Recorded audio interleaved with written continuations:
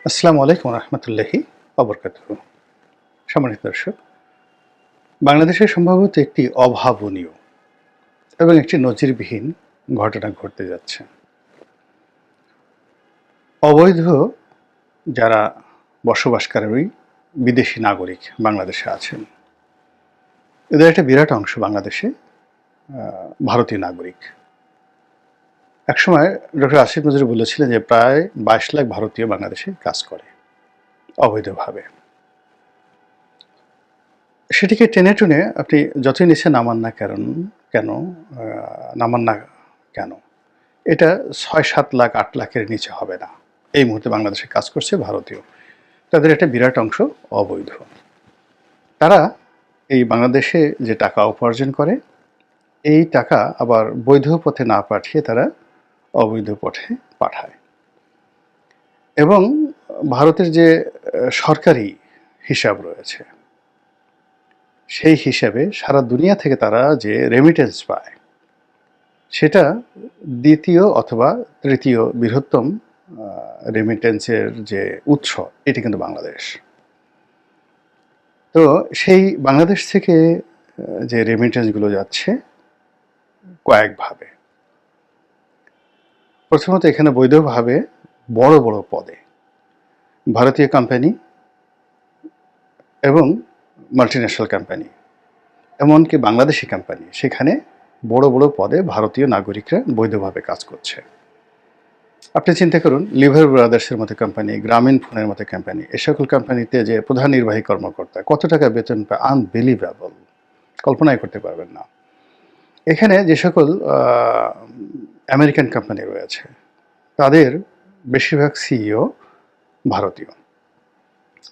বড় বড় গার্মেন্টসের বাইং হাউসগুলো রয়েছে, এই বাইং হাউসগুলোর সিইও, তাদের টেকনিক্যাল হেড, তাদের হেড অফ মার্চেন্ডাইজার, এরা সব ভারতীয়। বাংলাদেশের যে সকল বড় বড় কোম্পানিগুলো রয়েছে, বাংলাদেশি কোম্পানি, তাদের কোম্পানিতে শত শত ভারতীয় টেকনিক্যাল, নন টেকনিক্যাল এবং মার্কেটিং এক্সপার্ট কাজ করছে। এই লোকগুলো যে বেতন পান, যেগুলো দেখা গেল একজন সচিব সারা জীবন বসে সে যে বেতন পায়, এরা এক মাসেই প্রায় সমপরিমাণ টাকা বাংলাদেশ থেকে তারা নিয়ে যাচ্ছে। এর বাইরে আরেকটি গ্রুপ আছেন যারা নিয়ত আসা যাওয়া করেন, ট্রেডিং করেন। কলকাতার, চেন্নাইয়ের, এরা হাসপাতাল, তারপরে শেষে কটন, মানে বাংলাদেশের সঙ্গে যে সকল ব্যবসা আছে, আদা, রসুন, পেঁয়াজের ট্রেডিং কোম্পানি থেকে শুরু করে আরও অনেক ক্ষেত্রে প্রতিনিয়ত এই ভারত থেকে হাজার হাজার লোক বাংলাদেশে আসেন।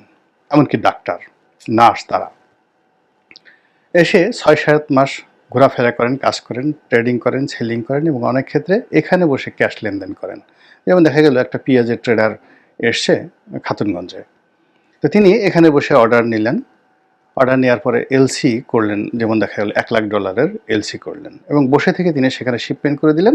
আর বাকি $2,00,000 তিনি হুন্ডির জন্য বলে যে ক্যাশ, গিভ মি ক্যাশ, এবং তিনি নিজের হাতে সেটা ক্যাশ নিলেন।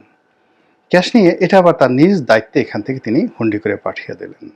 এরকম যে ট্রেড হচ্ছে বাংলাদেশে, গরুর দালাল যারা আছে, গরু চোর আকারে বেড়ে যারা আছে, ভারতীয় যারা গরুর চোর, তো তারা এই বাংলাদেশে বসে টোকেন দেয়, ডিল করে, হাজার হাজার গরুর ডিল করে এবং এখান থেকে এই টাকাটা আবার তারা নিজ দায়িত্বে এখান থেকে বাট্টার মাধ্যমে, এটা যে সবসময় হুন্ডি করে না, অনেক সময় বিনিময় বাট্টা হয়, বাট্টার মাধ্যমে তারা এই কাজগুলো করে।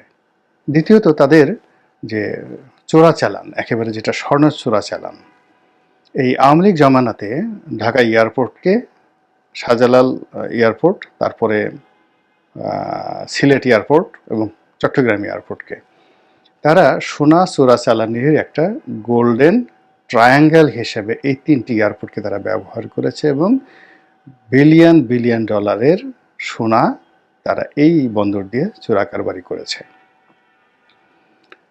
তো এই সকল কর্মের বাইরে সাধারণ ভারতীয় যারা নাগরিক, শ্রমিক রয়েছেন, তারাও এখানে এসে কাজ করেন, অবৈধভাবে কাজ করেন। তাদের টেকনিক্যাল নো হাউ আছে, আমাদের শ্রমবাজারে তাদের অনেক গুরুত্ব রয়েছে।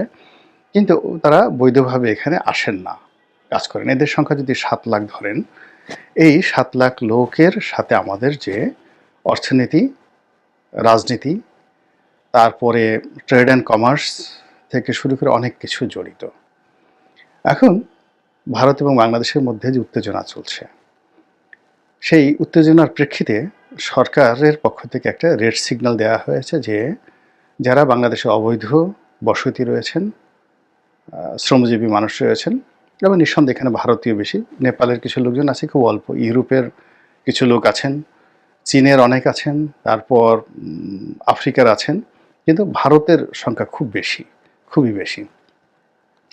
তো তাদেরকে তালিকা করে বাংলাদেশ থেকে বের করে দেওয়া হবে, এবং এই কাজটি সরকারের জন্য ওয়ান-টুর বিষয়। এটি সরকার যদি করে, বিশ্বাস করেন ভারতের যে অহমিকাবোধ এটি তছনছ হয়ে যাবে, ভারতের অর্থনীতি তছনছ হয়ে যাবে, এবং জাতি হিসেবে আমাদের যে দীর্ঘদিন আমরা ভারত দ্বারা যেভাবে লাঞ্ছিত অপমানিত হয়েছিলাম, সেটার উপর আমাদের যে আভিজাত্য এটি প্রতিষ্ঠিত হবে। সেই 1971 সন বা তারও আগে বহু বাঙালি ভারত গিয়েছে, এটা অস্বীকার করার উপায় নেই, সেখানে আছে, তারা ভারতীয় নাগরিক হয়ে গেছে। এর বাইরে আবার বাংলাদেশে যে সকল হিন্দু রয়েছেন যারা একটু অবস্থাপন্ন লোক, তাদের একটা বিরাট অংশ এক পা বাংলাদেশে আর এক পা ভারতে। কলকাতাতে তাদের একটা বাড়ি থাকতে হবে, মেয়ে বিয়ে করাতে হবে কলকাতাতে, ছেলে বিয়ে করাতে হবে কলকাতাতে। ধীরে ধীরে এভাবে আমি আমার এলাকাতে ফরিদপুরে কিংবা পটুয়াখালীতে বহু হিন্দু পরিবারকে দেখেছি যারা বাংলাদেশে খুবই ভালো অবস্থায় ছিলেন এবং এখনও আছে, কিন্তু কেন যেন তাদের একটা কলকাতা প্রীতি রয়েছে, ভারত প্রীতি রয়েছে, এবং তাদের উপার্জিত অর্থ তারা ভারতে পাচার করবেই।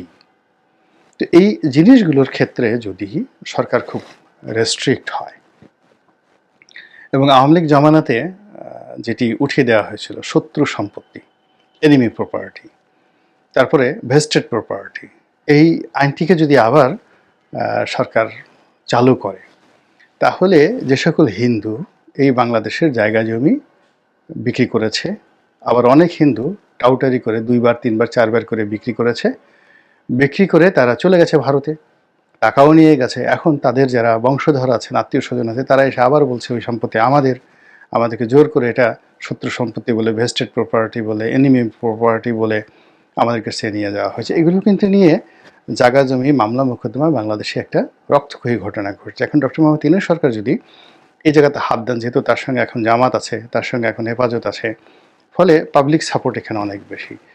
সেক্ষেত্রে এই যে এখন হিন্দুরা যে আন্দোলন করছে বা সংখ্যালঘু নির্যাতনে যে সকল কথাবার্তা বলছে, যখন তাদের আতে ঘা লাগবে এবং তাদের অপরাধের ফাইলগুলো যখন শ্বেতপত্র আকারে প্রকাশিত হবে, তখন ভারত আর বড় কথা বলতে পারবে না। তো যেটা বলছিলাম সেটা হলো যে ভারত সবসময় বাংলাদেশি লোকদেরকে হেয় প্রতিপন্ন করে নানা রকম আজে বাজে কথা বলে। প্রথমত যারা ভারতে আছেন তাদেরকে বলা হয় যে বাঙাল এসেছে, ওদেরকে লাথি দিয়ে বের করে দেওয়া হবে, ওরা আমাদের দেশের সব কিছু লুটেপুটে খাচ্ছে। কেউ কেউ বলার চেষ্টা করছে যে ওরা একটা জাত হলো নাকি, আমরা ওদেরকে স্বাধীনতা এনে দিয়েছি পাকিস্তানের কাছ থেকে, ওরা তো সারা জীবন পাকিস্তানে লাথি খেত, পাকিস্তানের সঙ্গে ওরা কি কিছু পারত যদি ভারত না হতো?